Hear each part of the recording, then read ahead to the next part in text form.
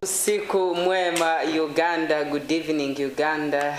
I am Nwaheriza Bill Clinton for your business and news, and together with Livingstone Kawesi for sign languages.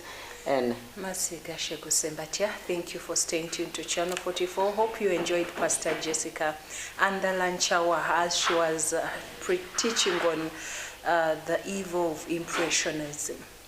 Coming to you with our own municipal news around Uganda. To begin with our first story, African peer review mechanism is a voluntary arrangement amongst African states with the main objective to systemize the assets and review governance of head of state peer level in order to promote official stability, accelerate sub-regional and continental economic integration, economic growth and sustainable development. African peer review mechanism was established in 2003 by the New Partnership for Africa's Development Heads of States, and Uganda was among the first country to champion this initiative.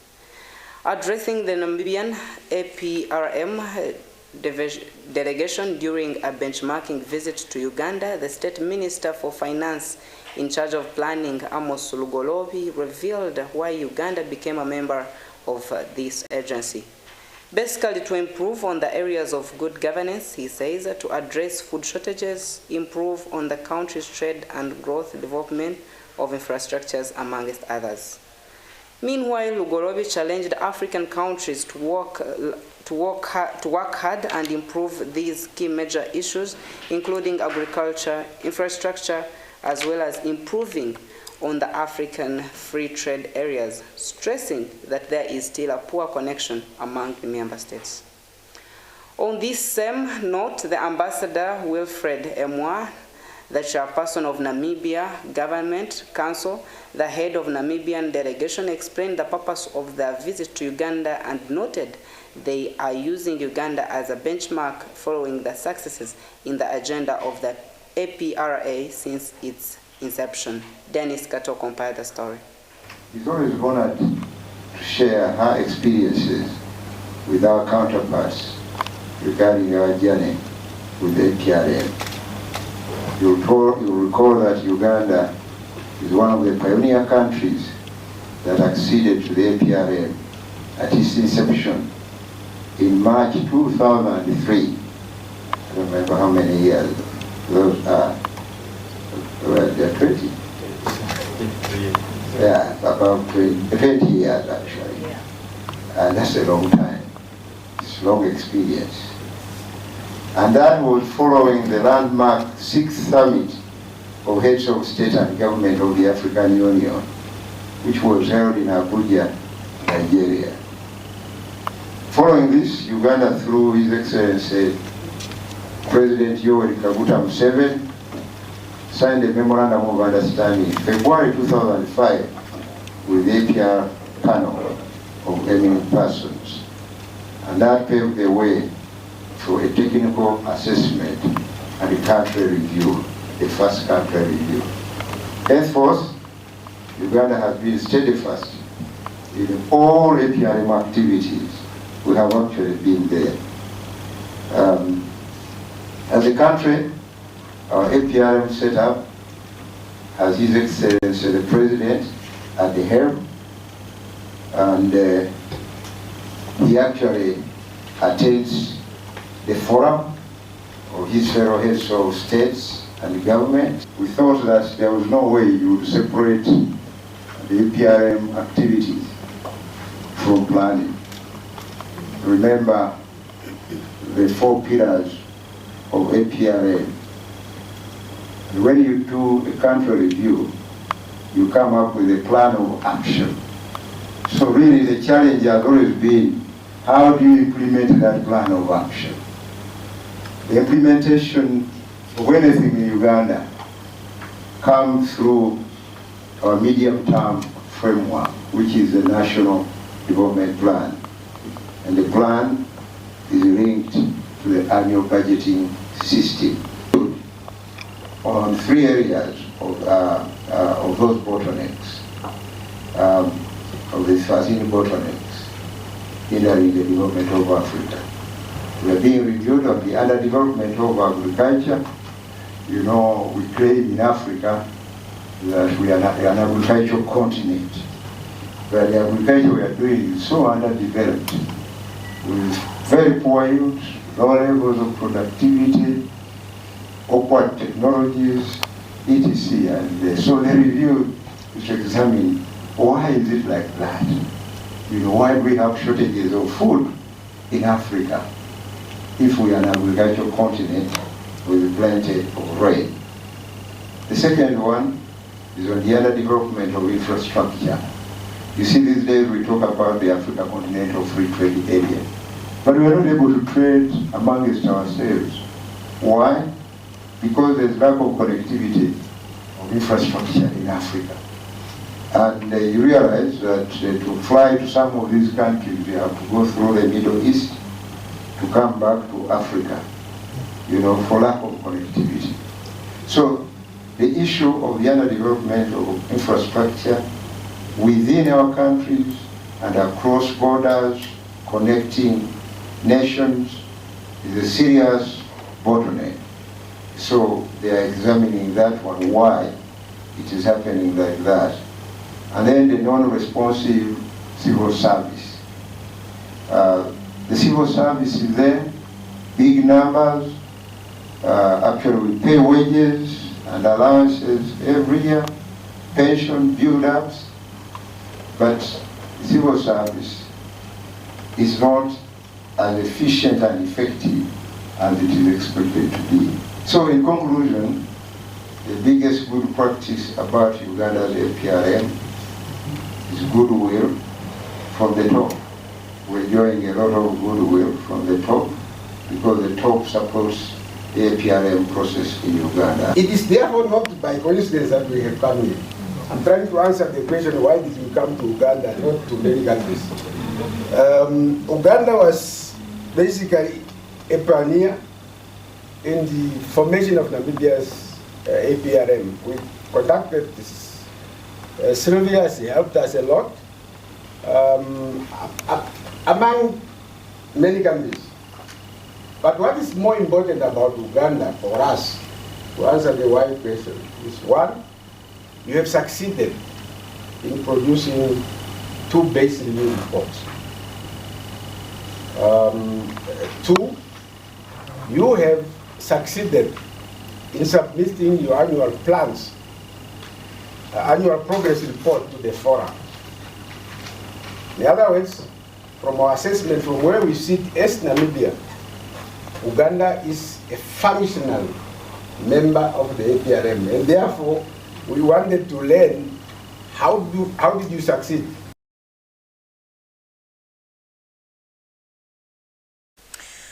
Well, that is it from our local news segment. We'll now go straight into our international news segment, starting with the United Kingdom.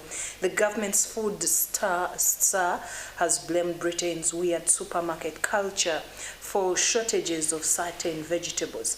Henry Dimbleby said fixed price contacts between supermarkets and suppliers meant that when food is scarce, some producers sell less to the United Kingdom and more elsewhere in Europe. The body that represents supermarkets denied the business was hampered by such contracts. Several supermarkets have limited sales of fresh produce in recent weeks. Tomatoes, peppers, and cucumbers are among those vegetables in scarce supply in the United Kingdom, largely because of extreme weather affecting harvests in Spain and North Africa. Shortages are said to have been compounded by high energy prices impacting UK growers, as well as issues with supply chains. They also come as households are being hit by rising prices, with inflation at a 45-year high. As an example of market failure, Mr. Dimbleby, who advises the government on food strategy in England, said UK lettuce prices in supermarkets were kept stable regardless of whether there was shortage or oversupply. He said this meant farmers could not sell their produce when they had too much or be incentivized to grow more. In Asia, China says it will increase military spending by more than 7% this year, while warning of escalating threats. It was announced at the National People's Congress (NPC) Araba Stab Parliament, which is due to confirm President Xi Jinping's third term. Beijing's stated military budget, around $225 billion, is dwarfed by that of the United States, which is 4 times greater. Analysts believe China downplays how much it spends on defense. In the past decade, China's defense budget has risen by about 10% each year, with 2014 alone seeing the highest increase of 12.2%. The external attempts to suppress and contain China are escalating, according to outgoing Premier Li Keqiang's government work report. And still in Asia, China's outgoing Premier Li Keqiang has announced the country's lowest GDP growth target in decades, highlighting the domestic and global challenges the world's second-largest economy still faces, despite its decision late last year to ditch draconian anti-COVID measures. Li set a target of about 5% growth for 2023 during the National People's Congress on Sunday, while acknowledging the many difficulties the economy is facing. The only year in recent history when the government has been less ambitious was in 2020, when it passed on a numerical target because the economy was nearly paralyzed by the initial COVID outbreak. Perceived as marginalized by Chinese leader Xi Jinping in recent years, Li will be formally stepping down during the Congress as part of the biggest shakeup to the country's economic leadership in a decade. Li is likely to be departing along with a generation of Western-educated, reform-minded officials who have influenced economic policy making over the past 10 years. The new team, tipped to be composed of Xi's close associates, faces the tough task of reviving the Chinese economy. China is in the midst of a historic downturn for the all-important housing market. Consumer spending is sluggish. Still in international business, Apple's biggest supplier, Foxconn, says its revenue last month fell by 11.65% compared to the same period in 2022 due to weaker demand for electronics. However, February revenue was more than $13 billion, the second highest figure on record for the month. Foxconn added that operations at the world's biggest iPhone factory in the Chinese city of Zhengzhou are recovering from COVID disruptions. Also over the weekend, the firm said it was exploring opportunities in India. Foxconn said in a statement yesterday that revenue from computing, smart consumer electronics, and cloud and networking products declined in February from a year earlier due to conservative customers pulling. In the United States, Federal Reserve policymakers will need to raise interest rates higher and keep them there longer to tackle the higher prices caused by sticky inflation, according to San Francisco Fed President Mary Daly. Daly acknowledged that high inflation and the aggressive policy action taken by the Fed to bring it down have caused panic on Main Street and Wall Street. The responses range from fearing these actions will tip the economy into a recession to fearing they won't be enough to get the job done. The fear has led to volatile market swings upon each release of new economic data, and uncertainty leads to investors to look for answers in the immediate, according to Daly, but achieving their mandate goals takes time and a broader view. High inflation levels in goods, housing, and other sectors, along and strong economic data has led her to question the momentum of disinflation. Daly does not currently vote on Fed policy decisions, but is a member of the Federal Open Market Committee and participates in policy meetings. Twitter insiders have told the press that the company is no longer able to protect users from trolling, state-coordinated information, and child sexual exploitation following layoffs and changes under owner Elon Musk.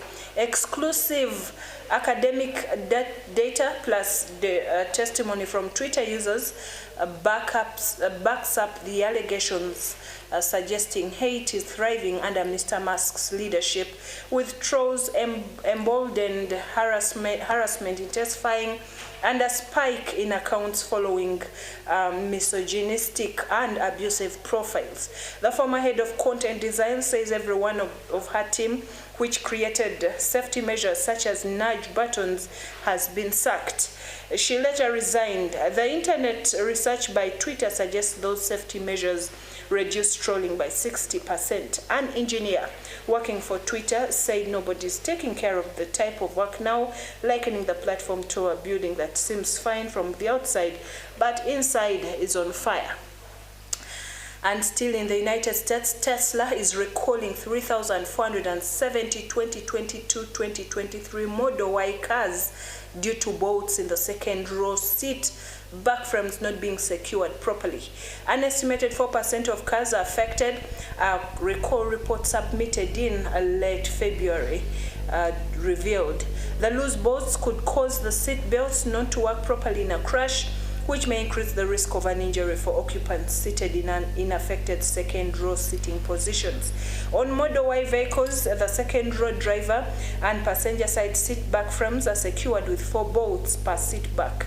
But during production for certain Model Y cars, one or more of the bolts securing the seat back frames to the lower seat frame may not have been tacked to specifications. Owners can tell if their car is affected by seeing if their second row seat back frame folds improperly or if it's loose and rattles when driving. Tesla found 5 warranty claims regarding the bolts since last December, but it is not aware of any injuries or deaths due to it. And in Asia, semiconductor giant TSMC plans to add more than 6,000 jobs this year despite a broader slowdown in demand for chips. The world's largest contract chip maker is looking to recruit new engineers and production line operators across its home base of Taiwan in the cities of Hsinchu, Taichung, Tainan, and Kaohsiung, it confirmed today. The manufacturing giant is looking for candidates with backgrounds in different fields of engineering, as well as finance, management, and human resources. TSMC, which stands for Taiwan Semiconductor Manufacturing Company, produces an estimated 90% of the world's super advanced chips. It's one of the world's most valuable listed companies with a market capitalization of 13.3 trillion new Taiwan dollars, approximately $435.4 billion as of today. In Asia, TSMC's market cap is currently neck and neck with that of Chinese tech giant Tencent, which is worth more than about 3.5 trillion Hong Kong dollars, which is $448.4 billion.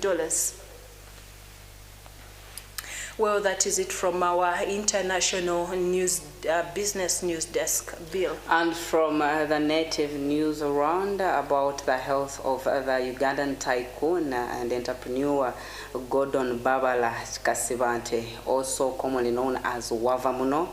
The family has come out to say that he is still alive, so disregard any kind of information as of late or perceived by you. But we continue to stand and pray for the family of this tycoon, Wavamuno. Yeah, we believe God and trust that he will get better and he will be fine. Because and everyone, God's plan for everyone is for us to live long, a happy and healthy life. Well, that brings us to the end of this evening's business news. Thank you for watching Channel 44. I remind you, all ladies, all women, all men that desire to see breakthrough in their lives, in their families, in their marriages, this Wednesday, Pastor Jessica Kayanja and Pastor Robert Kayanja will be ministering to us, will be leading us as we pull down altars. Most of the time, Bill, we do not know what affects us as people. We do not know why sometimes things happen to us. There are altars that have been built by our ancestors, or even covenants made by our ancestors. Someone could find themselves not having children, yet it was a covenant made by their ancestors. Wow. Pastor Jessica has come teaching these things during the lunch hour program. And this Wednesday, she will be leading us as we pull down those altars, those you know and those you don't know, and you will not live the same. Invite a friend and tell a friend to tell a friend, and your lives will not remain the same again. It's time for our freedom.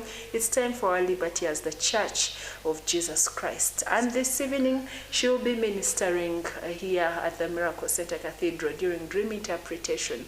And we have been tremendously blessed in the past days. And stay tuned to Channel 44. You will be tremendously blessed. It's time for us, it's time for families, it's time for all of us. Yes. Yes, we bless the Lord, and we urge you to continue and to stay tuned for Robert Kayanja in South Sudan. Material will reach you, and what is happening in that area soon will be unleashed for you. But we continue to send in our prayers, we continue to send in our seed to support and make sure that South Sudan is blessed, both in tangible and both in spiritual. So we bless the Lord for our pastor, and we pray for you wherever you are. We send you our mercies, and we continue to urge all of you to stay tuned on Channel 44 for the next programs. And Big Tunes? Yeah, Big Tunes is up next with DJ Quish and DJ Nick D. Stay tuned. God bless you and enjoy your afternoon.